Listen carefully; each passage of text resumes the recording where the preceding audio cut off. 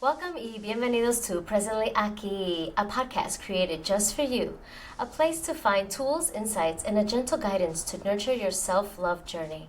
Together we'll connect with extraordinary healers from around the world, uncovering their wisdom and unique gifts they share to help us lead healthier, more loving lives, beginning with ourselves.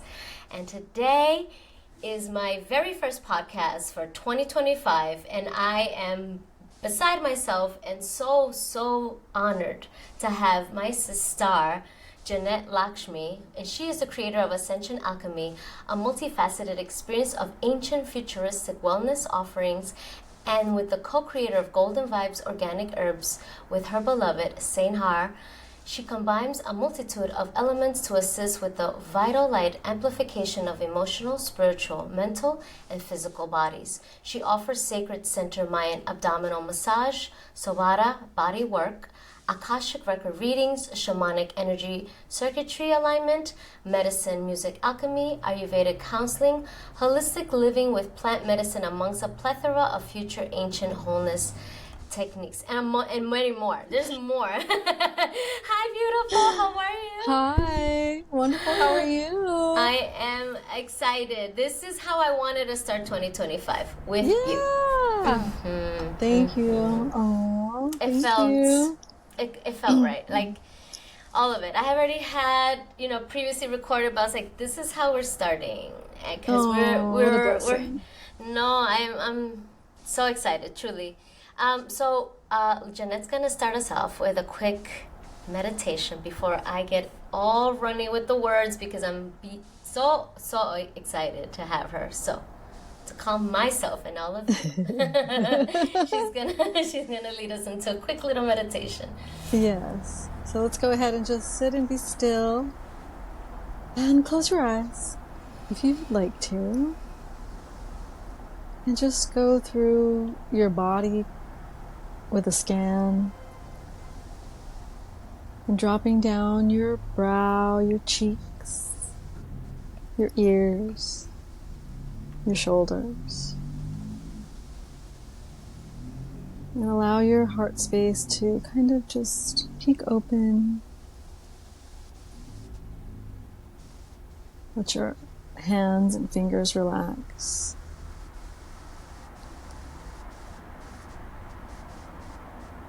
Let's go ahead and take a long and slow deep breath here.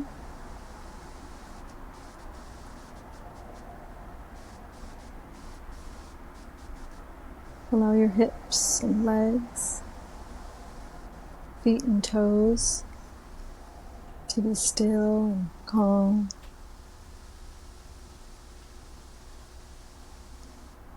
And just let any thoughts that come, tell them that you'll get back to them later. Let's go ahead and take a long and slow deep breath here.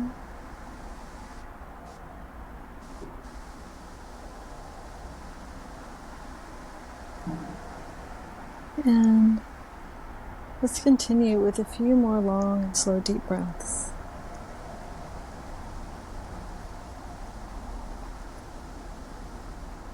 Go through your body again and see if there's anything holding. And let's go ahead and let go of anything that's being held from the day.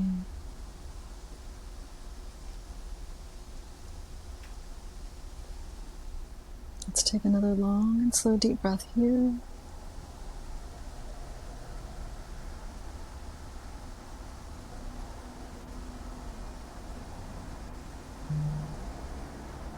And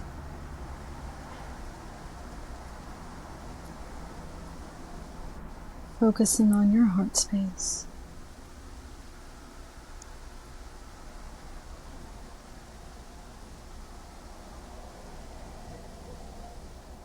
Focusing on the amplified light coming through the heart.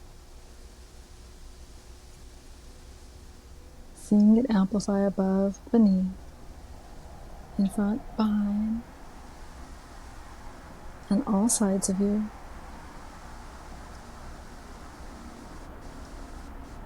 See the heart's energy illuminating your entire auric field,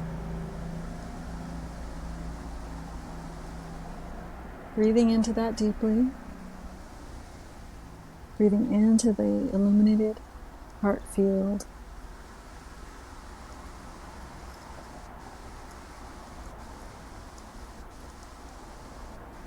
Taking another long and slow deep breath here.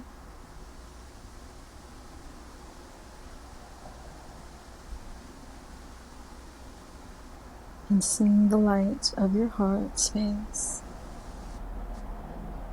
continue to amplify above, beneath, in front, behind, and all sides of you. Your auric field is now covered with your heart's sensory field. Take another long and slow deep breath here. Breathe in your heart's sensory field.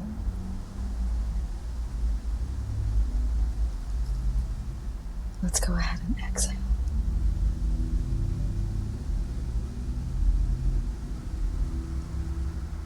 From here, let's slowly start to wiggle our toes and our fingers. And slowly and gently, let's begin to open our eyes.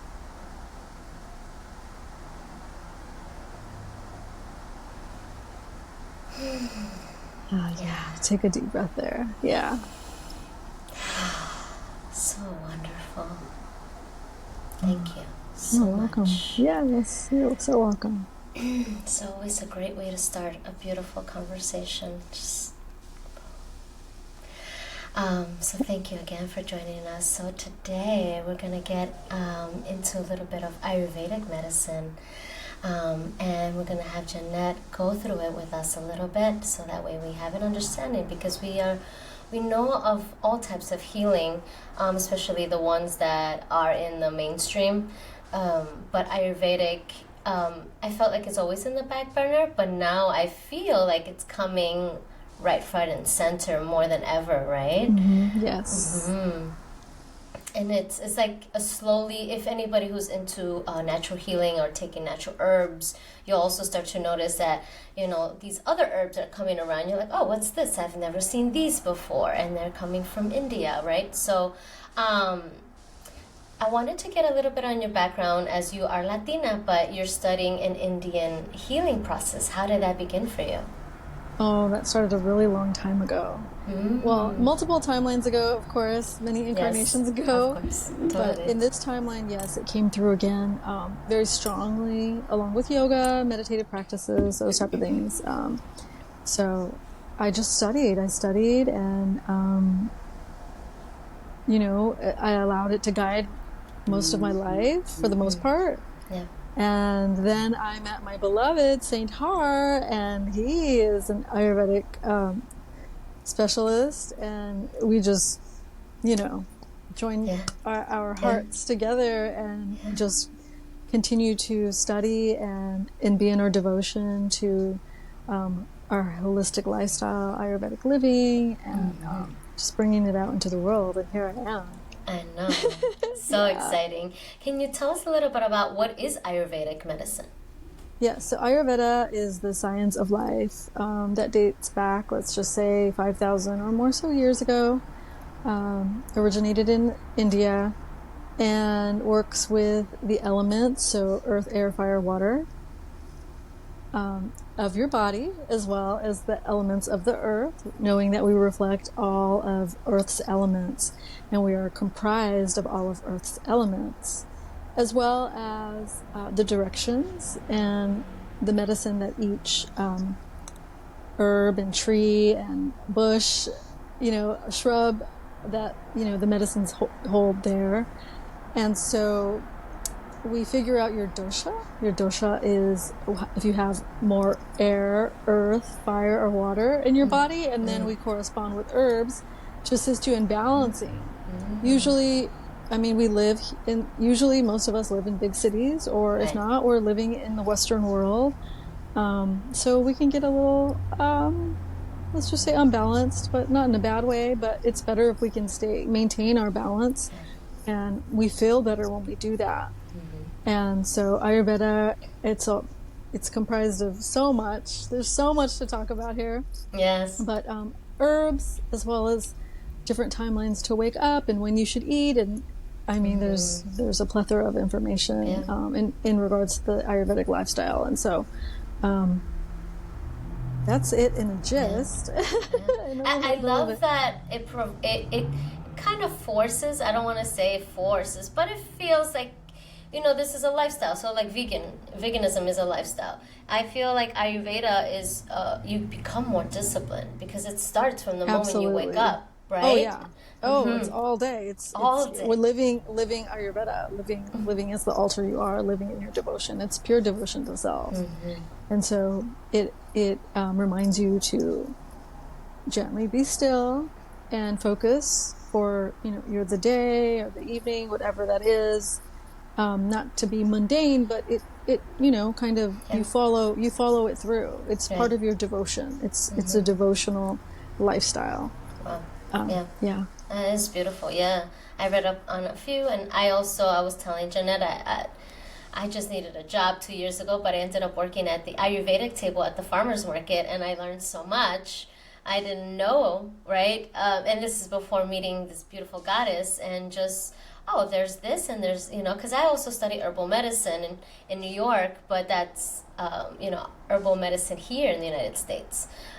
So it's a different space, right? It's just what we have, what's native to the land, which makes sense. Exactly. But then there's, this other aspect. And in my opinion, they're both amazing, right? But I think that it's good to discover a little bit of everything just to see what your body resonates with. Because versus like the mind, like, try something different. Maybe the body's been needing something that perhaps Western herbal medicine can't provide, but Ayurveda can.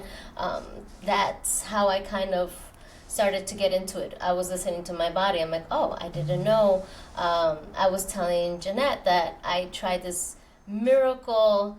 You can describe it because I'm not great at this. Chyawanprash. Chyawanprash, yes. Yes. So for those of you never heard of this, it looks black and gooey. It's like fig jam almost-ish. Yeah, it looks like that, but it's not. Yes, but it's not. But the first lick I had, I swear to everybody listening, the first lick I had of this thing, my entire being tingled. And I thought, I've never licked anything like at first taste for my body to be an immediate reaction, right?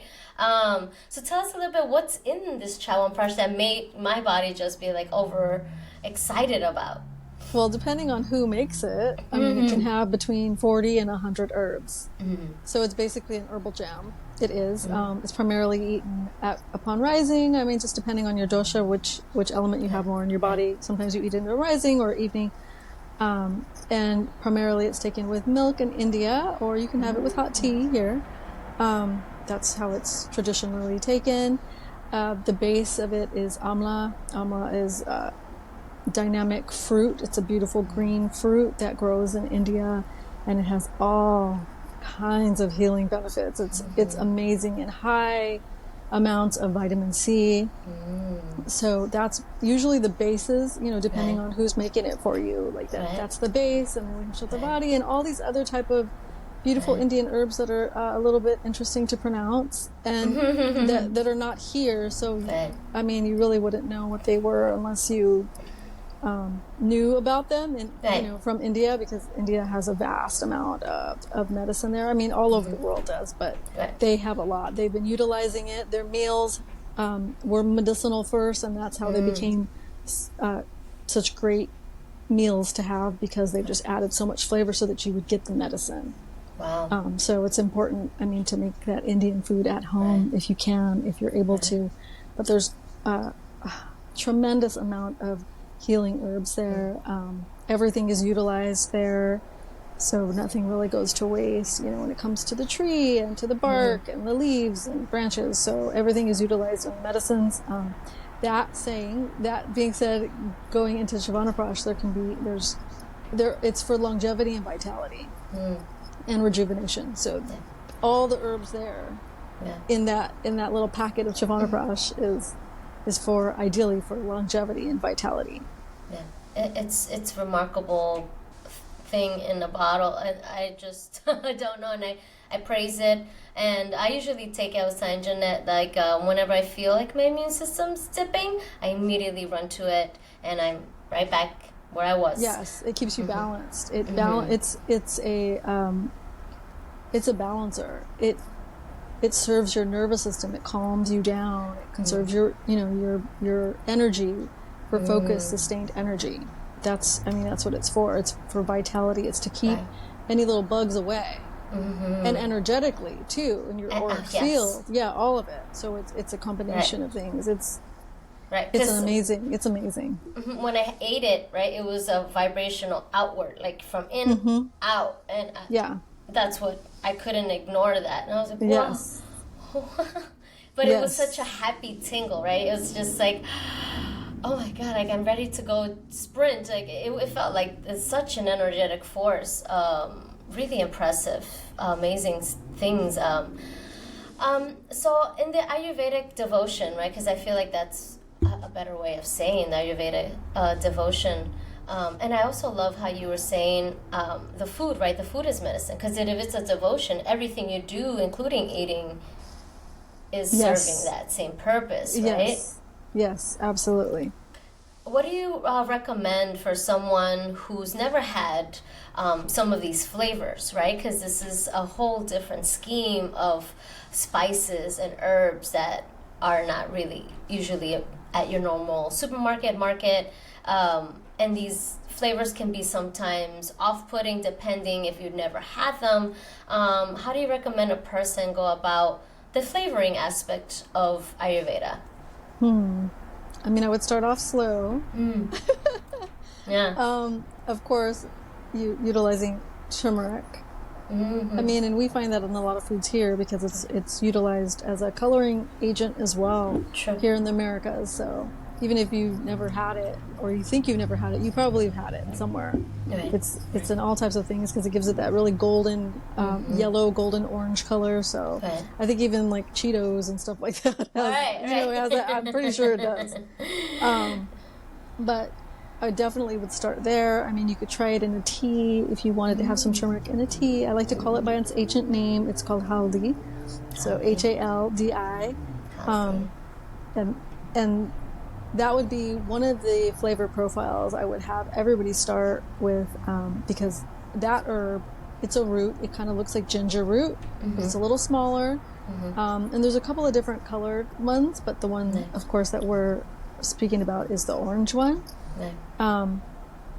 It's a strong herb in taste, so you just need a very little bit. It's very pungent, but it's spectacular for the system. Energetically, as well as it's warming. It can be a little drying, so if you have a lot of moisture in your body, maybe depending on your dosha, your body's constitution, you would have that. But it's great for your nervous system, your eyes, anti-inflammatory. I mean, the list can go on and on. This little root is amazing, and we've seen it grow over the years of popularity, just more and more and more of it. And so, I would definitely try turmeric first before anything.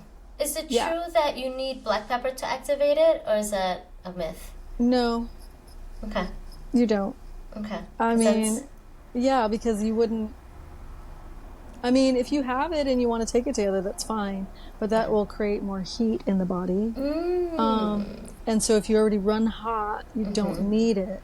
So the constitutions are a little, I don't want to say tricky, but you have to, in order to balance it all, depending on how much air, earth, water, or fire you have in your body. If you're always running really hot, you're not going to want to add more hot.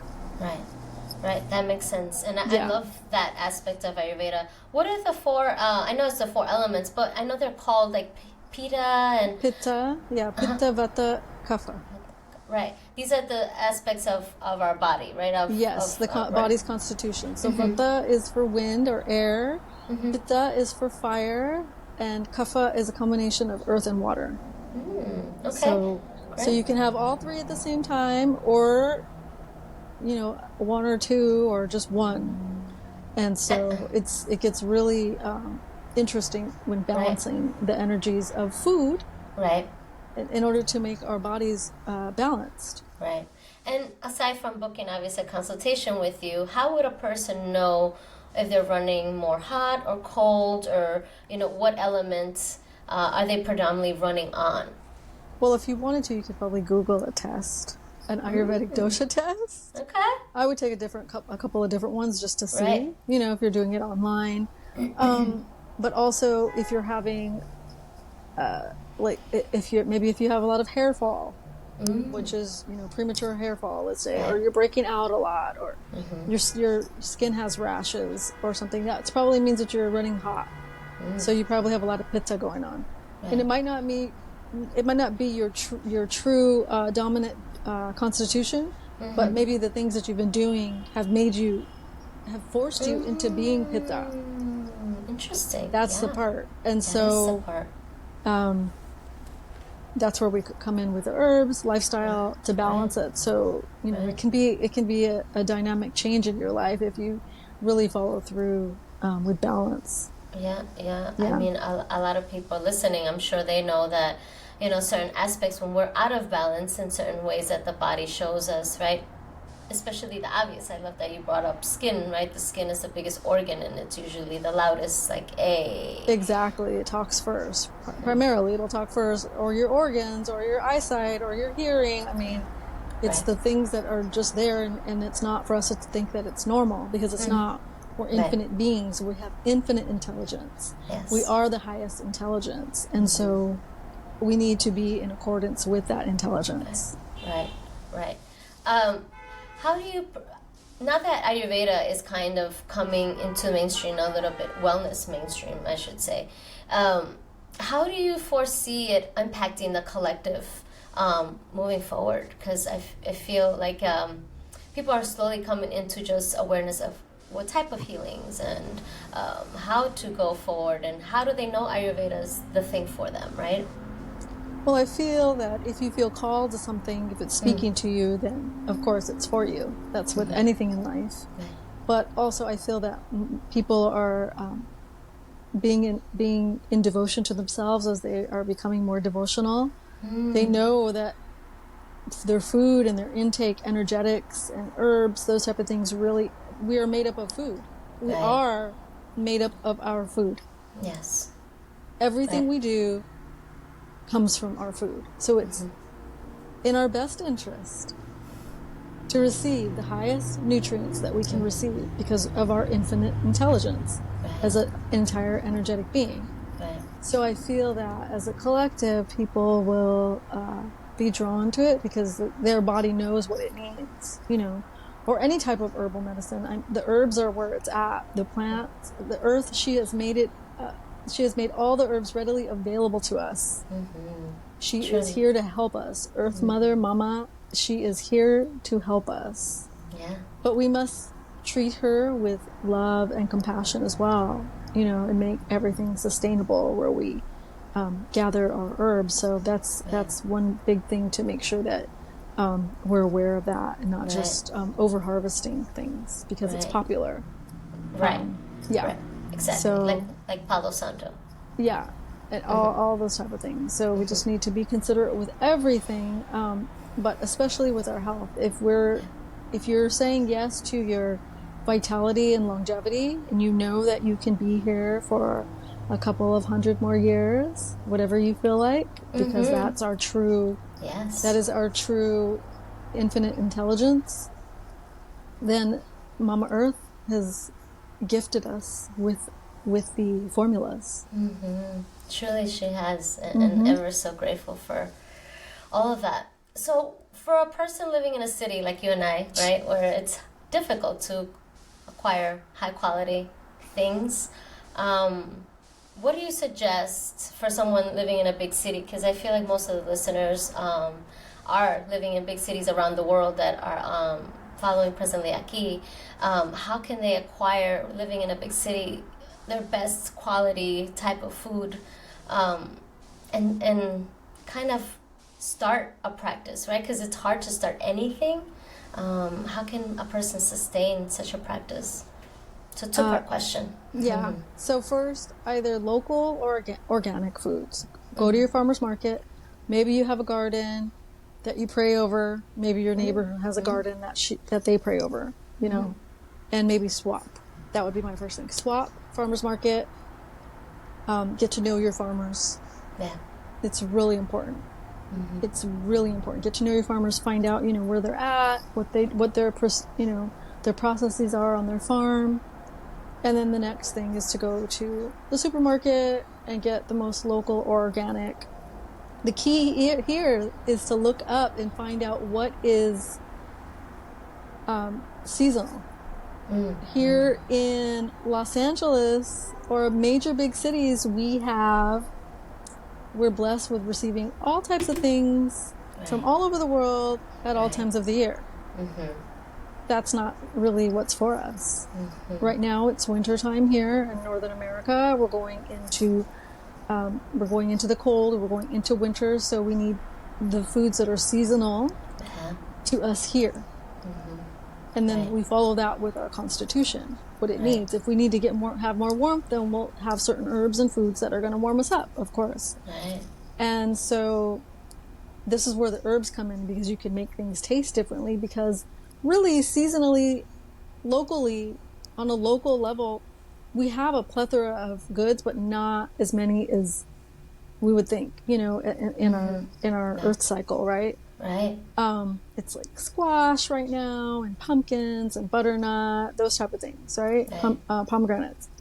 I mean, there is citrus. There is a plethora, but we're accustomed to, like, all the time. We can have whatever we want from what all over the world. And I can go get cherries right now. Yeah, right now we can go get watermelon. We can go get, you know, and it's not seasonal for us. So our bodies aren't going to know how to process it, because our bodies need warmth. Interesting. Yes. Our bodies are highly intelligent, and they know what it needs, and they know that we need warmth for the coming months, you know, for the coming cycle. And so this is the time where we begin. So we're not throwing off the cycle and eating cold or having ice cream or ice water, ice drinks, cold smoothies, those type of things. That's going to throw your digestion off. That could possibly make you nervous or have anxiety, because it's not keeping the body warm. It's making your body work twice as hard than it normally would. It might be disrupting your liver, and the liver is one of the master organs, so if it throws it off, then it's going to throw off all of the detoxification organs. So definitely go to your farmers markets, or go to your neighbor. See if any neighbors have, like, citrus, or I don't know, you know, whatever they may have locally, and see ask what they're placing, you know, in their soil. I would just pray over all the food all the time. Regardless, you know. Regardless. I would also suggest Googling what is the seasonal fruit in your area, for right? Sure. Yeah. Just like, what does that look like? Because maybe Australia, right? They're in summer, we're in winter. So obviously the body is different there. So just figuring out what, right? Because also in different countries, there's different fruits and vegetables and herbs growing at different times. All the times, yes. It is important. I like that you're bringing this point up about what happens when we don't eat according to the natural rhythm of life, right? To your body, to the earth. And I'm having watermelon in the middle of January. Your body's like, what? Why is right? That's an antioxidant, and it's made at it comes to the earth at a certain time of year because we need it. The earth knows. The earth is so intelligent, and we're a reflection of that. And so, if we can get back on the earth cycle, the earth season, then we can begin to put back together all the parts that have been, you know. A little fractalized. Exactly. Even within ourselves and our community. And absolutely, such. Absolutely. I feel like this is, I just heard a question from the collective. It's interesting. What do you do when you have kids, right? Because kids, you want to give them all the cherries and the watermelons and, like, entertain that, right? because as we know, kids can be picky too, right? Their palate at that time may not want healthy squash and a soup, let's just say, right? And they want French fries. And so how can a parent implement slowly, right, to a child, like as they start their journey, and help their kid have a better digestion system? Right. Well, have those foods readily available at home, you know, basically. And make sure you're eating them, because if you're eating them, your children will eat them, right? Right. And so if you have them there and you have them easily available, you know, to them, to their reach, Right. You'll show them this is the way we need to eat. I mean, it could be a little challenging if you were eating one way and then all of a sudden you're changing it, of course. Right. So you would gradually, you know, go into, well, we're going to eat this today because this is what's in season, and we need to, you know, love Mother Earth, or you know, tell them the story of how we're connected, and this is what Mother Earth has for us right now. And there's plenty of books on the cycles of life, you know, for children's books that you could read to them or read together. And so you can really incorporate the family, because it's going to take the family unit to do this. The mom or dad can't just do it and the kids not do it, or the kids do it and the parents, you know what I mean? It's going to, it takes the whole tribe, the whole village, the whole, you know, the whole family unit to do this. And let's say in the winter, right? Let's say someone is in either pitta, right? Or they work out, right? And they want something cold and refreshing in the winter. How does someone be able to, I guess, put out the fire in their body that they're desperately needing ice water, right? Right. Well, you just do your best. How about that? Because when Ayurveda was made, thousands and thousands of years ago, people weren't on a treadmill, you know. Right. That's true. They were foraging fruits and vegetables, and that was their workout, right? So they were foraging for what was seasonal. Right. Now, you know, we work all day, we go to the gym maybe after, or maybe an afternoon hike after work. I don't know, you know, whatever people do. And you'll just do your best. You know, maybe one ice cube. Instead of like a whole I like that. That's a good compromise. Yeah. You know what I mean? Just do your best. Compromise. Yeah, one ice. Yeah. Like one little ice cube. Because really, we think we want the cold. We think we want the cold, but really that room temperature water is what's going to really cool the system down, because it's going to match the water that's already heated in your body.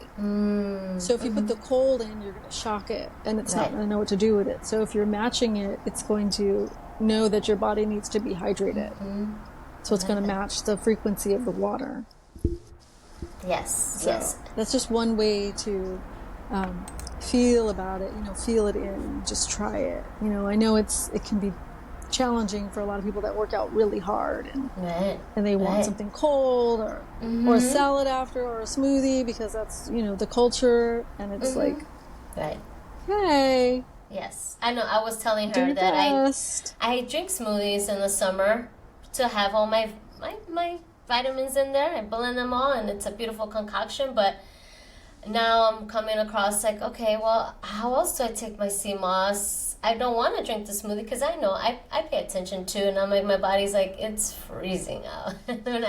Why are we drinking this smoothie? I'm like, I don't know how else to have my sea moss, right? So it's just figuring out, just have the fruits at room temperature, and the smoothie doesn't have to be a frozen fruit. I'm like, oh, that kind of makes sense. These are simple things, but you're not thinking about them. We're so accustomed the way we receive things in the big cities, right? Oh, it's frozen because we don't have time, and we don't have this, and right? And now that, you know, we had this conversation, I'm realizing, well, you know what's going to happen? I'm going to have to go to the market every weekend to replenish, so I have, you know, room temperature fruits versus having... And I can still have my frozen for next summer. Not for right now. It's not going anywhere, so I can't feel. I don't have to have guilt over it, and just have still have the smoothie, but it'll just be room temperature smoothie, which we've had. But again, just accustomed to the way I've been drinking my things, and I'm just like, oh yeah, so simple. Duh, I can just buy fresh fruits right now as it's needed. And also, maybe now that we're having this conversation, maybe I don't put strawberries because it's not strawberry season. It's not, right? No, it's not. It's not strawberry season. I could have, actually, since it's citrus season, it could be blended with just oranges. Yep. And then move on with life and allow that space versus what I have my summer fruits in winter. Exactly. So, exactly. Yeah, we're always leveling up. We're always evolving. So with the earth cycles, your body needs something else. Yeah. You know, it doesn't need what it needed in the summer. It didn't. No. It didn't need those lighter fruits. Right. Now the berries are like blueberries and those type of things. Right. Those type of berries, not the strawberries. No. Yeah, those are in season. So we can have that. Pomegranates. You can combine that with some water and all of your minerals and your powders or your nutrients. And then just still have a different smoothie experience versus what we're accustomed to. So exactly. I'm happy to be the guinea pig here because, again, it's so simple just to shift it, but the body needs that shift, and we need to listen, right? And then as we start to do that, then we start to acclimate into our bodies more. We start to be more grounded, right? And we start to listen more about what's going on. It's like, hey. Yes, listening to the body. What does it need? What does it need right now? Not just a craving or something to satisfy you or something to calm the system because you're nervous or have anxiety or you're tired or whatever it may be. You know, whatever is not your constitution or who you really are, you know?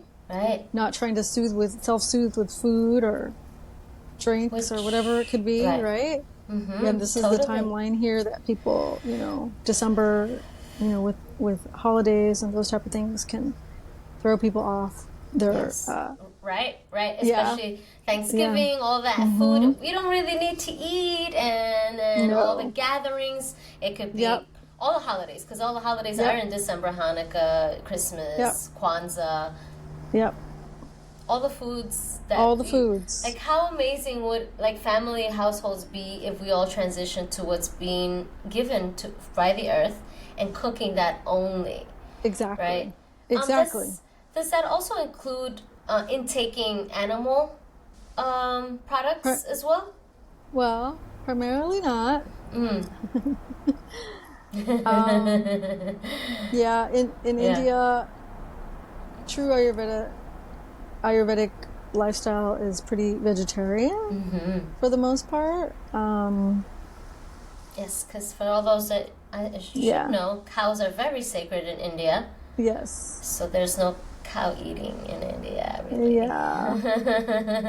I mean, there are, but, you know, that's a new thing. That's a new thing, but... Yeah, it's a new thing. Yeah, because the history of what a cow represents makes sense why not to ingest the cow. It is a beautiful story, so anyone who's interested, I highly recommend Googling why the cow is sacred in India. It is a truly remarkable story. I wanted to get into a little bit about the Mayan abdominal massage that you do. Yes. Tell us a little bit about what that is and how it helps the body. Yes. So I studied with a beautiful maestra shaman in the jungles, deep in Mexico. So it's primarily working on the belly up to the throat chakra. So covering all those parts of you. It's for men and women. It assists with digestion, gastritis. This is for everybody. Digestion, gastritis, inflammation maybe in the belly, you know, digestion issues. For women, it's particularly highly beneficial for your cycle, your moon cycle, your menstrual cycle, or if you're having any type of moon pause or irregular menses, fertility enhancement. Oh, for men also fertility enhancement. And PCOS, endometriosis, fibroids, I mean, the list can go on and on and on. Wow. For women. Yeah. For men, That's- it assists with erectile dysfunction, Mm. digestion, calming the system, calming the nervous system. I could go on and on, with it. Yeah. Yeah. I mean, I only knew the like 4 or 5 things, but that's astounding. That is, and before we get into like the benefits, right? What is the energetic? Because it's body work, but it's energy work at the same time. How was this created? How was this discovered? I should say that the movements. Because I'll talk about my experience. Jeanette had a student perform it on me, and it's astronomical.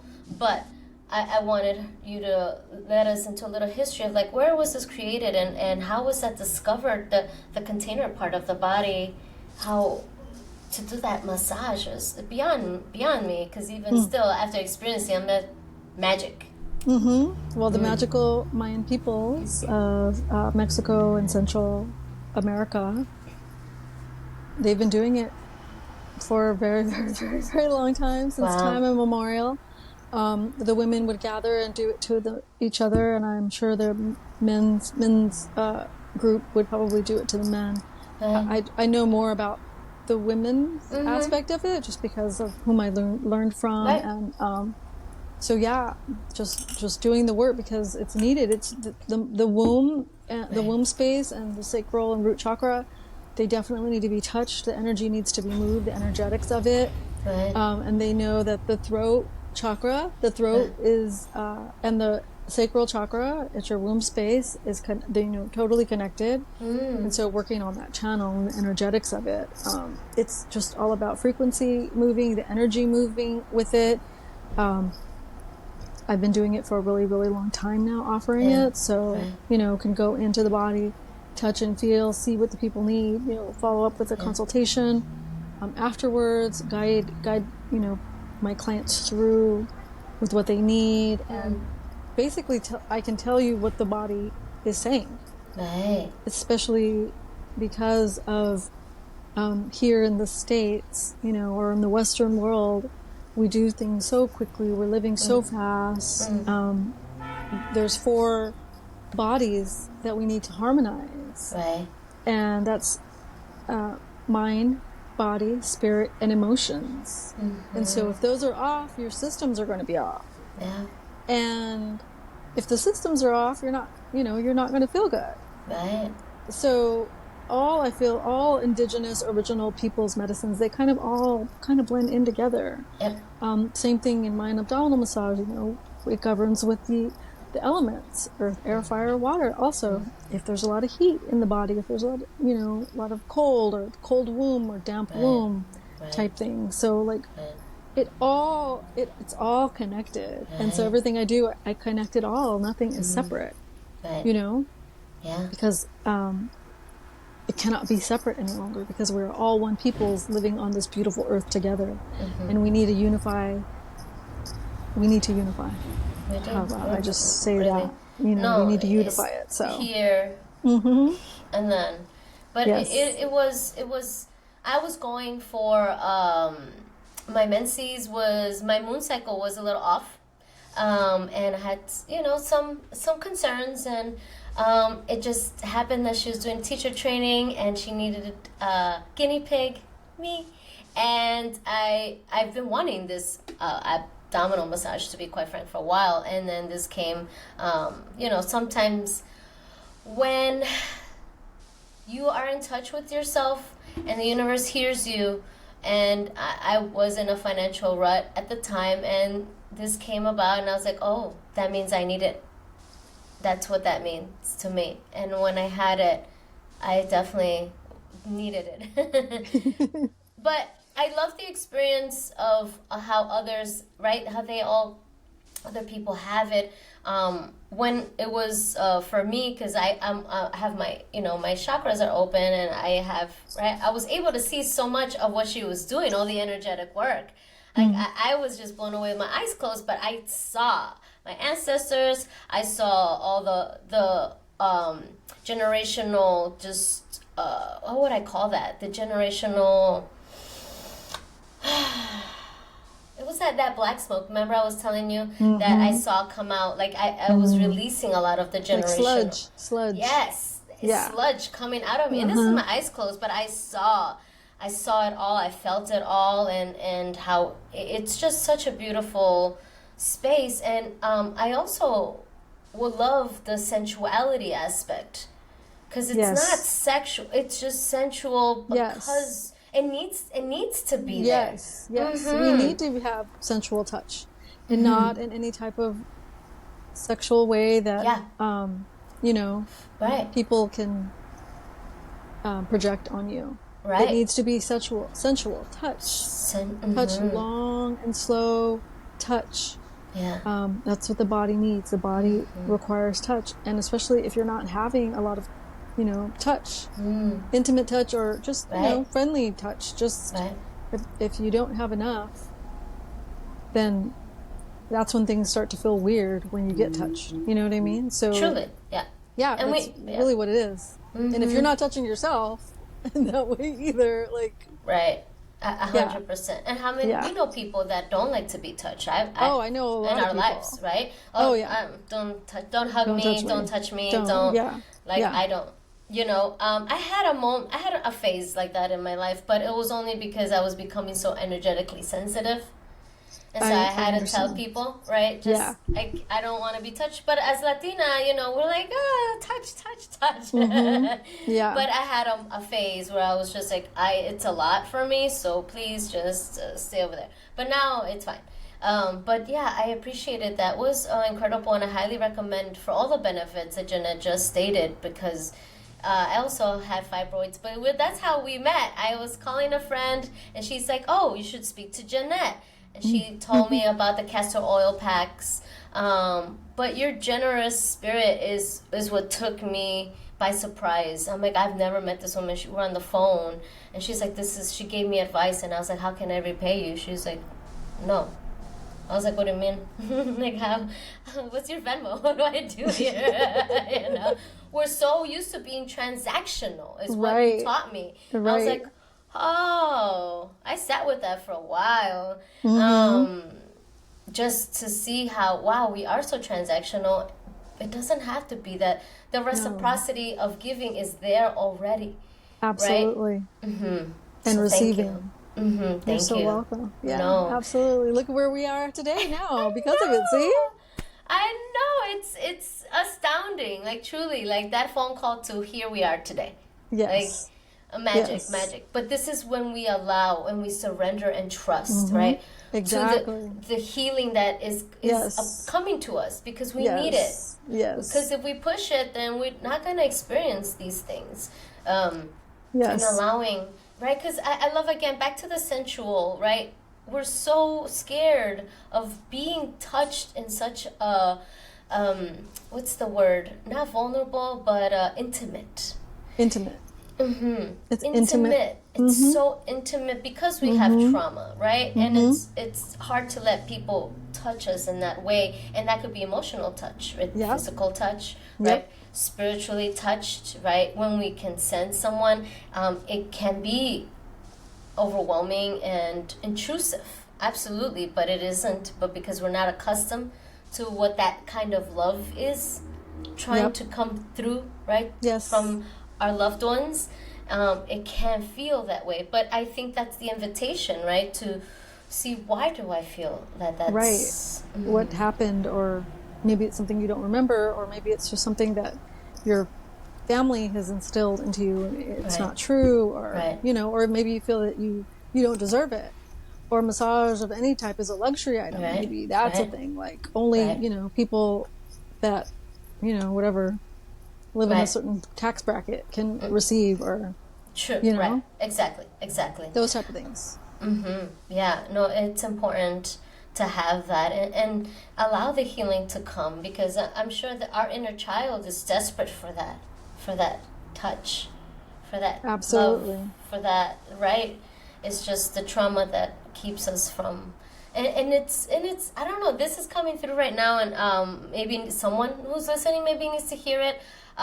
When we have a hard time receiving any type of love, right? That trauma is keeping us from that, and that's a big deal because the all the pain is keeping us from what we really are wanting, which is the love, right? So for anyone who's listening out there, figure out why this pain is keeping you from the love that you are so deserving and have within you already, and it's around you regardless. Like even though you may not have a relationship with self, with your mind, with your body, with the universe, the love is there regardless. Like the sun, right? It's not gonna stop shining because you have a trauma against it. It's just gonna do love no matter what, right?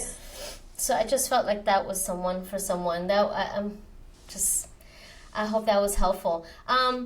Before we wrap this up, a lot of the things that I mentioned of what you do, we're well versed, except for one which I really wanted to ask you about, which was your Shamanic Energy Circuitry Alignment. Tell us a little bit about that. Well, let's see. It's a lot of energy. I'm like trying to compile it into words. Right. Basically, burning of copal or another type of resin.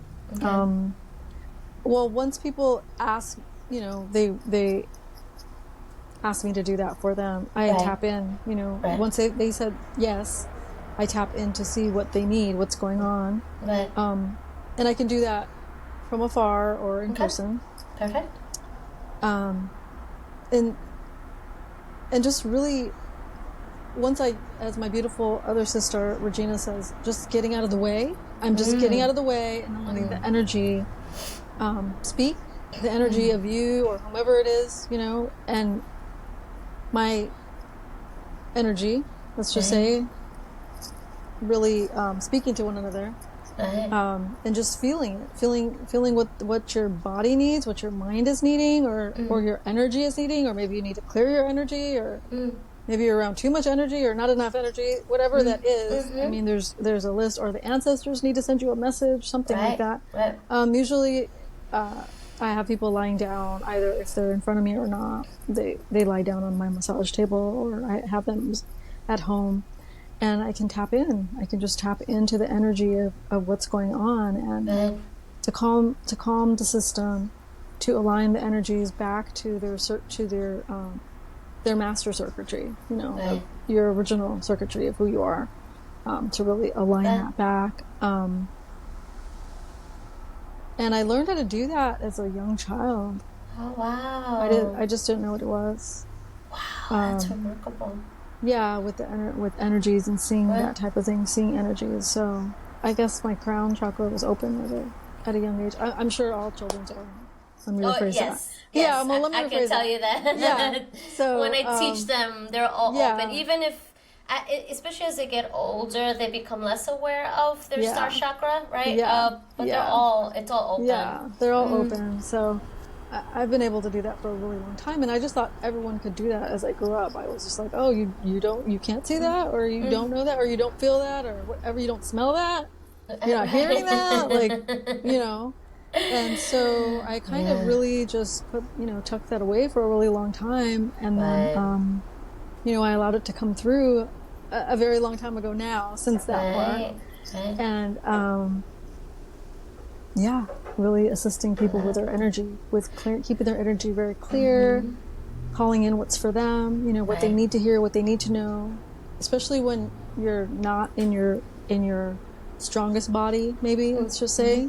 You need outside assistance. That's what this energy recircuitry can really do for you, and get you back in alignment, so that you can just do it for yourself, so that you can ground it in, and I don't want to create lifelong clients. You know what I mean? Like, I'd rather become friends after, and you do the work and show other people how to do it. Right. Like, I want to get to it, and like, do this, do that. I don't want you. I'm not like a doctor, like a Western doctor that wants to just keep coming back more and more for medicine, and making these pharmaceutical companies very wealthy. I don't want to do that. I want you to be whole. You're already whole. Everybody's whole all the time. I want you to know about your wholeness, and how to get there, and how to maintain it and sustain it with your highest integrity, You Truly. know, that's Yes. what I really want. Yes. Because that's what we all need to do. We need to all get on board so we can all do it for self. And there is no competition, and no one is better than the other. If you just do it, and then you can show somebody else that they can do it, and we can just keep going. You know what I mean? Just keep going. Exactly. Yeah. Right. Because I want to be able to rest too at some point. Right. I've been doing this work for a very long time. My beautiful sister and I, we've both been doing this work for a very, very long time. For many, many lifetimes, many incarnations. And here we're doing it again, and it's fine and it's beautiful, but we need to get a lot more people on board, because a lot of people need our assistance, especially those that live in the big cities. Yes. Here in the Western world, it's really necessary. Very much so. How do you foresee the movement of, and this is something you said about wanting other people to learn. I'm doing this, but you should also learn how to heal yourself, and then you could teach someone else. And something that came through while you were saying that, I'm trying to circle back into it, that I felt was important. It's left me, so maybe not. It's okay. And that's fine.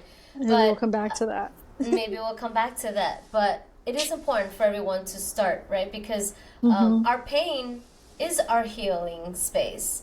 And then we tap into us, maybe our past lives and how we were healing then, and whatever, it could be African medicine, Indian medicine, Native Latin American medicine, like it could be the Mayan, Aztecians, all these beautiful spaces, and even up north, right, the Norway and Greenland, the Viking era, they all had their own space of healing. And so moving into 2025, beautiful sister,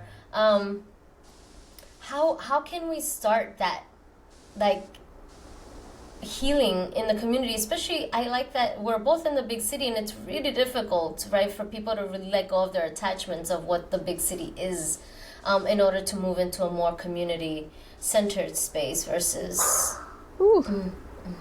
Yeah. I mean, that's a lot of trusting in yourself first, trusting in your own energy, trusting in yourself, because that will allow you to trust others. I know a lot of people that don't trust others, and it's because you're not trusting yourself, because you're not practicing your devotional work every day. Right. If you were strong in your authority and your devotional work to yourself, the love for yourself, you would be able to trust everybody that walked in your path. And I'm talking about everybody. And you could walk in your highest authority in any room and anchor in the devotional love to yourself, and everybody in the room would feel it. Yes. So that's number one. That's how you do it. You need to find your inner self, and it doesn't need to take long, because you remember. You always recall it. It's always there. You've done it multitude of lifetimes. Okay? That's what everybody needs to know that's watching or listening to this. You've been doing this. You've been doing this. This is nothing new. This is nothing, oh my goodness, alternative. No, you've been doing this. Right. Just tell yourself, I recall. I recall healing myself, or whatever language you want to utilize, because I don't want to put words in anyone's mouth either. Right. You need to have your own language, okay? This is just what I'm saying. Like, just say, I recall. I recall. I know. I already know. And thank you for showing me what I needed to know before I even knew that I needed to know it. Right? It's already here. It's already here. So going into yourself, trusting yourself, building that fortitude, and nourishing yourself, nourishing in all types of nourishment, food, emotions, your friends, your family, all of that is nourishment. Nourishment from the minerals, from the elements. Yes. Because then you will begin to trust everyone around you. And you will invite those people that trust themselves into your own community, and that's how you form more community. That's how community is built, because I'm like, oh yeah, just like you and I. We never met. Our friend, and here we are. For a while. And then we finally did. And it was just, it felt like we already did know each other. Even though we didn't physically see each other. Exactly. Our souls knew. Exactly. And it was like coming home, like, I get to physically hold the space versus like energetically feeling her. Yeah, exactly. It's the same way. We talked on the phone, didn't know what we looked like, Then we met in person a couple of times, and it's like, okay, yeah. Because I built that trust in myself, and you built that trust in yourself. So we just were like, oh, the energy just went, here we go. Yes, 1,000,000%. 1,000,000%. Even that conversation was like, trust yourself. Okay. Like, you kind of know this already. Oh, okay. Just, it's okay. Like, everyone in our lives are reminders of the parts of ourselves that we've forgotten. Right? And I love that because also most people are externally seeking healing, right? Versus this aspect, the trust of self, right? And knowing of self. So that way you can go, then you can ask. Like I was asking her for advice because I was feeling it out here. Like it's like a scramble. But you're like, no, it's one here. You're like, oh yeah, that's true. Thank you for the reminder, right? Because that's why we need that community. Because we're human and we're not perfect, and we're gonna like have moments of just like feeling a little, lost or all over the place or just whatever it is. Because again, right, when we're not all day, every day, especially in a big city, like as much as you have our own devotion, sometimes it gets away that day. Just I didn't do all my usual devotions of that day, and I might have built up too much of some kind of energy or not enough, and self-doubt kicks in, and I'm like, Jeanette, I don't know, right? What does this mean? And you're like, what do you mean? You're right. Okay, so having those beautiful mirrors to reflect back your beautiful self is what I'm trying to really say. It's just having those mirrors. Yes. Yeah, and I love that you said everyone, because even the people that hurt us, right? There are invitations to see why that's coming through. And why you allowed it. What part of you? It all goes back to you. All goes back. Because no one can really hurt you unless you allow it. 1,000,000%. 1,000,000%. I know that's the butt kicking. People are like, because it's difficult. Yeah, what did you overlook? Or what did you just say, it's okay, we'll talk about that later. And then here it is. And here it is. Ta-da, you didn't learn your lesson, we're back here again, right?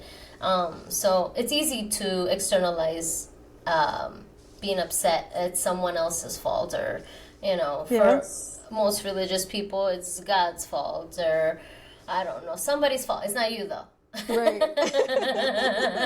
Right. But it is. It's all us. And when you see that, I think the first devotion to begin there is self-forgiveness. Yes. Because absolutely. You can get in your own way of like, then you start to shame and guilt yourself of things when they needed to happen. Things need to happen the way they happen. Exactly. In order for you to do X, Y, and Z, or whatever it is. 1,000,000%. And these are our beautiful catalysts to becoming who we are. Because we've been asking it internally. We're just so busy being distracted.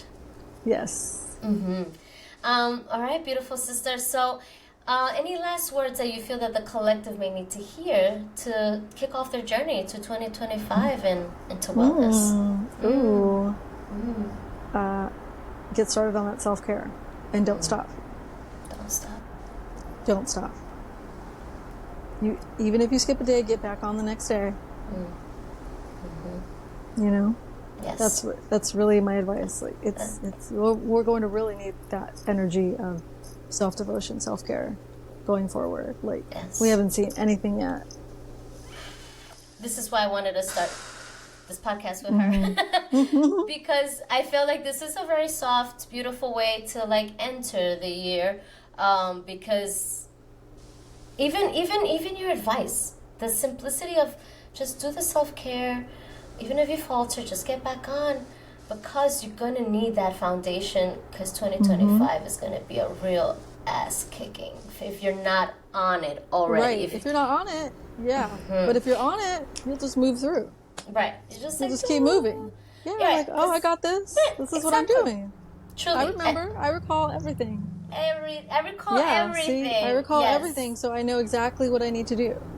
But if you're not, that's when we, issues may arise. Correct. And again, you're asking for them in order for you to go back inwardly. So it's Exactly. not punishment. I don't like that word. I never enjoy that. That's no such thing. No, not at all. You just say, oh, okay, this is what I got to do. This is what I have to change now.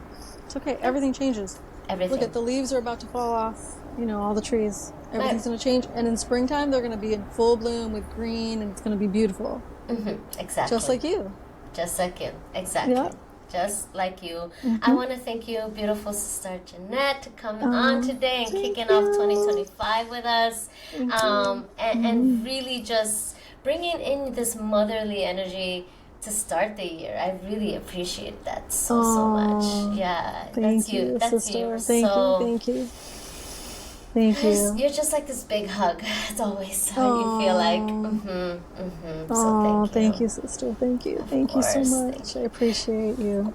No, I thank you. And thank you to the listeners out there listening and also collaborating with us, right? Because you're holding space as we're speaking. And, you know, if you know of anyone who is not on their self-care journey and discipline and devotion, share this with them. You know, please. Maybe they may want to work with Jeanette, but it's just to get them to hear and see if anything triggers them back into that space. And that's how we also create community, by sharing something that could help someone that we love. Absolutely. So thank you all again. Remember that the breath is a secret, and always lead with love. And until next time, I will see you then. Thank you all for joining us. Bye. Bye.